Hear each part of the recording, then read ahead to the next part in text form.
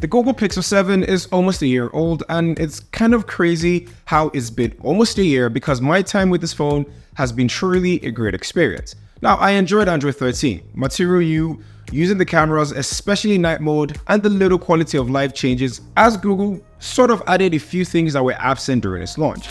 Now, today I want to review my real-world use, the highs and lows, and the issues that I have experienced in the last year to help you, the audience, decide if the Pixel 7 is worth getting or waiting for the brand new Pixel 8. I want to start with the battery because I believe this is what a lot of people are going to care about. I mean, if the battery is bad, then you just end up charging it more times than you use it.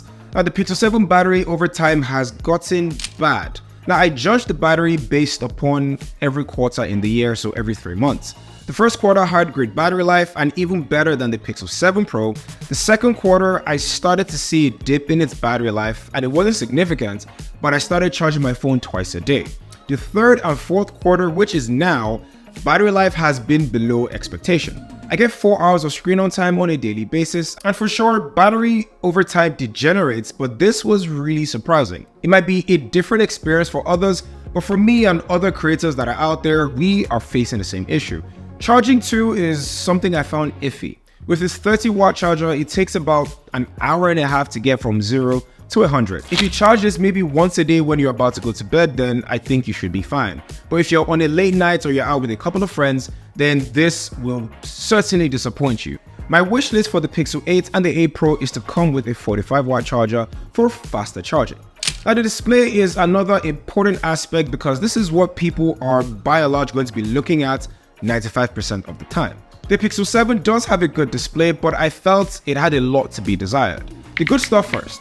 It is a 90Hz refresh rate, allowing for smooth scrolling and an overall great experience. The fingerprint reader is also a lot better than it was on launch day with different software updates. This also goes for Face Unlock. At first, Face Unlock was honestly a mess, but now it is very reliable. It's no Face ID, don't get me wrong, but it's pretty fast, and with Google's software and AI features, if you're wearing glasses, it lets you know that dark glasses are detected and you need to take them off for it to work.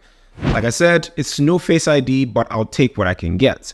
The bad stuff. It's not the brightest phone outside, and yes, I know this is me comparing it to the likes of the iPhone 15, which has 2000 nits of max brightness, or even the Galaxy S23 that has about 1750.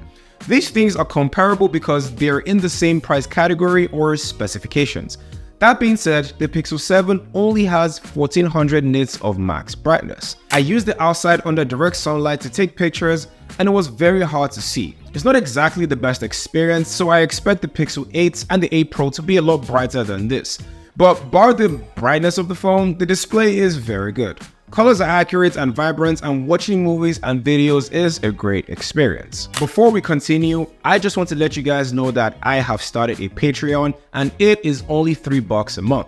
So if you've enjoyed my content or you're just a fan of the channel, please consider subscribing, as this will go a long way in helping me release more videos consistently. I'll leave a link right down in the description below.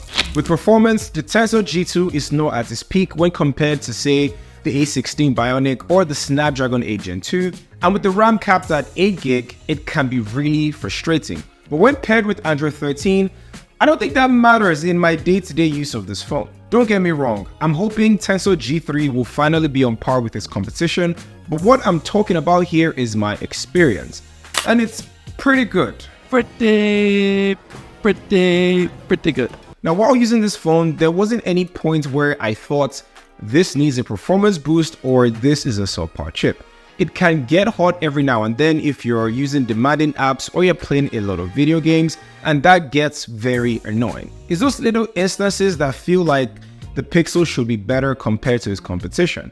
Now, if you play mobile games, then you will need to worry about heat management, and I'm hoping this will be a major pain point that Google solves with the next iteration of Tensor.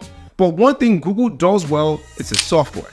From using Magic Eraser, Photo Unblurred, using voice dictation on the Recorder app to take notes online and offline, to using Google Translate when you're abroad if you do not really understand the language. Like, as I've said many times in my Pixel phones or Pixel reviews, the Pixel 7 feels like that business partner that improves the quality of your life. I have done a video in detail highlighting the features that are unique to the Pixel 7, so if you're interested in that, I'll leave that in the description right down below. Okay, let's talk about the design for a second, because this is one of the most important factors of the phone as you look at it every day. And if you're buying a Pixel for the design, you already know what you're getting. Generally, the design for the Pixel phones have been my favorite since they switched things up with the Pixel 6.